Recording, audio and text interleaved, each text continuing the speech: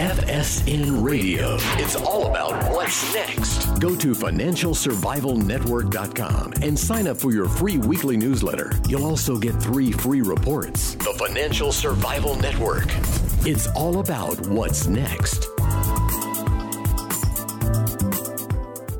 Welcome. You are listening to the Financial Survival Network. I'm Kerry Lutz, and it is September 13th, 2017, and we're broadcasting back from our studios in storm-ravaged Florida in Palm Beach County, but everything is getting back to normal other than this interview. I was trying to connect with my next guest, Mark Falter. Mark, you wrote an interesting piece about Bitcoin and about the SEC halting trading in First Bitcoin Capital. First, if you've got a question or comment, don't hesitate to email us at kl@kerrylutz.com. So, Mark, welcome to the show. And thank you very much for having me. Yeah, so you're president of Mid-American Tax Advisory Group, so you know something about this. What is going on with First Bitcoin? What's going on with the SEC and these ICOs? And what do we have to look forward to with cryptocurrencies in the future?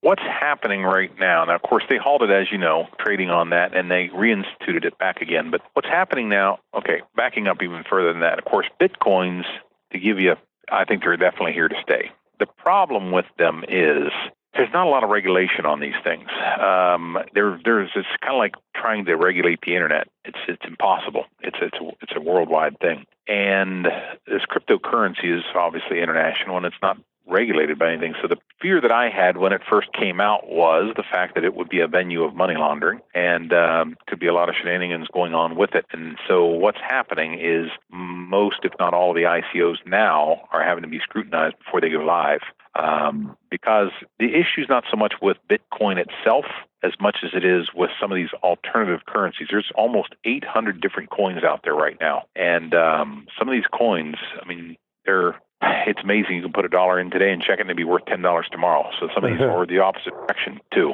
Yes. Yeah, we know that.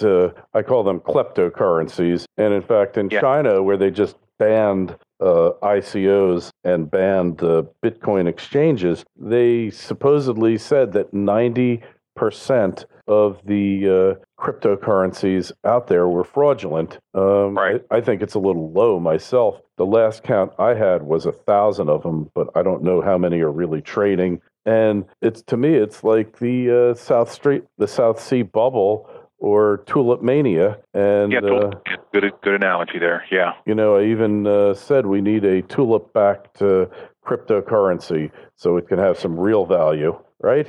Yes, and I'll tell you here. Now, currently I have money in Bitcoins, and it changes day to day. I'm trading it also myself. Now, I don't advise any of my clients to do this, and I don't ever do them for my clients. It's just my own personal money. And I have kind of a theory, and it just was a kind of a no-brainer for me, and that is the same thing I tell anybody if they're going to invest in an individual stock or something like that. Buy a blue chip. Get a dividend. You know, and at the end of the day, if the market goes south and we see the S&P lose 50% of its value, Caterpillar Diesel and GE are probably going to still be around. And so you can hang on and wait for it to come back. My theory was I only personally invest in Ether or Bitcoin. I don't want to deal in these other alternative coins. Is there money to be made there? Yeah, but there's also money to be made at the casino too. And I don't want to take that kind of risk. At the end of the day, let's put it this way. If Bitcoin and Ether are gone, cryptocurrency as we know it are gone. Correct. Yeah, I mean, Bitcoin is really the heart of it. Bitcoin, there is no central Bitcoin authority who's running things, right? I mean, it's right. And it also, again, it opens up a venue, and I saw this a long time ago, it opens up a venue for money laundering, like the old traveler's checks. You know, that's why you don't see traveler's checks running around anymore, because they were just being used by too many people for laundering money. Mm-hmm. You know? Yeah, absolutely.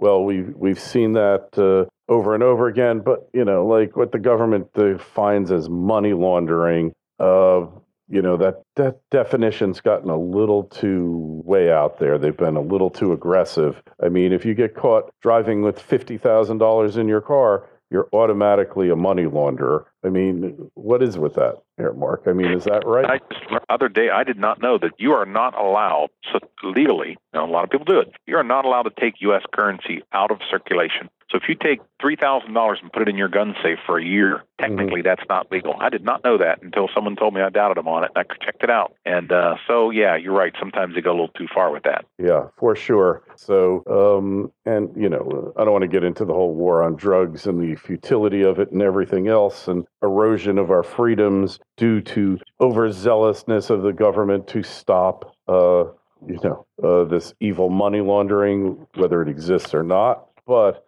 the fact of the matter is here, these kleptocurrencies, I'm not so much concerned about the money laundering anymore. I think it's more of a concern to see what is happening as far as, just using it as a vehicle to fraudulently steal money from people, which most of these ICOs, that's what they're about. It's all about the theft, I mean, that's a big deal, isn't it? Yeah, it's a very big deal. Yeah. And I think that's what you're seeing happen with the monitoring of these ICOs that are coming out now. The government is trying to put some regulation on it. Don't know that it doesn't need some, but I would give anybody advice if they were thinking about investing any money in Bitcoins now. I would invest in the old stable ones, the original ones that, because I really think, I believe really in 20 years we're going to be talking about this, and it's going to be a ordinary modern thing.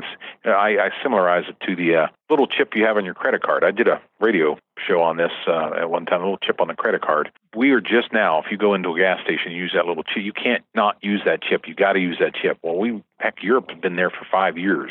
That chip is now, we're looking at it as new. That thing's been around for lack of theft for years. And I think the same thing. You get into some of these other countries. I have a good friend of mine just bought a Alfa Romeo with some of his profits from Bitcoins, and I think he may have even bought it with Bitcoins. So you can spend this stuff. I mean, it's the real deal. And I think, like I said, in 20 years, this is here to stay. I definitely think it's here to stay. But I also think there's definitely the potential of a bubble forming here. Yeah, agreed. I think when you see a parabolic move in any market, I don't care how good the fundamentals are, you've got to start thinking that, oh boy, something's afoot here. This could be bad, And right. Yeah, really, it's. If I were going to invest in it and buy and hold, like I said, I'd stick with one of those two, the Ether or the Bit and Bitcoin, and then just hang on, because I think it will be I think it'll be worth more down the road. Me personally, I choose to trade it. It's just, of course, I almost do it because it's fun, and it's kind of like a video game to me, and it's not all that much money. So I would be very hesitant to put 25% of my retirement. I wouldn't put any of my retirement to give you an idea. Yeah. Zip, nada. So this is fun money. If you were going to the casino or you're going to the Bitcoin casino, either one is fine, huh? So that's right. Yeah, it's interesting. Well, so where are you putting your retirement now? Look what the stock market looks like. Most of my retirement, where I put my retirement, where I put most of my clients' retirement right now. I'm 51, so I'm not all that old, but I still like the concept of investing for income. We have our own show, The Retirement Income Doctor. You can actually go to retirementincomeDoctor.com and listen to some of our shows, but we do invest for income. We basically, if we study the market has had very predictable and repeatable trends, and according to what history has shown us of 117 years of history, we're in another secular bear trend, and we're on the upswing of that secular bear trend. We really believe there's a third dip coming, another market correction. And that's not the main reason we want out. It's that is one of them, but most of our clients want income, and we find that they will accumulate, and then it doesn't generate any income. They don't want to be selling shares in retirement, so we actually invest in things that generate dividends, preferred stocks, corporate bonds, real estate investment trusts, things of that nature that generate actual dividends that can pay the retiree consistently. Yeah. So income, you're looking for cash flow because really that's what people want. In their retirement, they don't want to be, at least at a certain age, in the beginning of their retirement, probably to the middle before they pass on, they don't want to be invading the corpus or their capital. They don't want to be spending their capital to live. So one of the things, you go ahead, I'm sorry. Yeah, so I was going to say, what you're suggesting here, what's the best thing for somebody who's 60 years old, probably got another 5 years worth of work left in them? What do they do? I would be personally, that's what I advise people. It's kind of like an analogy I use. I'm in the process of getting a pilot's license, and my instructor always tells me when we're coming in for a landing, that's the most dangerous point in flight. His point is if you do something and you stall the wings and you don't quite get the lift, you don't have time to recover. You don't have the height. Doing these practice stalls at 5,000 feet is fun, but when you're 700 feet above the ground, you don't screw up. Mm-hmm. But it's the same thing when a person's coming in for a landing for retirement and they're 5 years out. We don't have the time to recover from a market correction. And so I think they should be moving some of that over into income plays such as preferred stocks, corporate bonds, picking some of the safer yielding ones and that pay a dividend so they can start taking an income from it. Mm-hmm. Makes really, sense. At the end of the day, it's kind of like total return equals interest plus growth. Whether you get it out of interest or whether you get it out of growth, you're still getting it. We're just saying, hey, shift it from the G to the I a little bit, because the problem with the G is it can turn into an L, which is a loss. So. Yep, totally get it, and save a little pocket change for cryptocurrencies, but don't expect that. There you go. But none of that retirement money. Right. Definitely. Well, makes a lot of sense there. Hey, we appreciate you coming on. If people want to know more about you, Mark, where's the best place to go? They can go to one of two places. You can check us out at www.midamericantax.com or check us out at the retirementincomeDoctor.com. Either one. All right. And we'll have a link to your site on our site, Financial Survival Network. Take a look at it. Subscribe to the newsletter. Remember, email us at kl@kerrylutz.com. And the Twitter feed's at Kerry Lutz. And the Facebook page is Financial Survival Network. Mark, been a pleasure having you on. Thank you so much. Thank you again, Terry, for having us. Been a pleasure. FSN Radio. It's all about what's next. Go to financialsurvivalnetwork.com and sign up for your free weekly newsletter. You'll also get 3 free reports. The Financial Survival Network. It's all about what's next.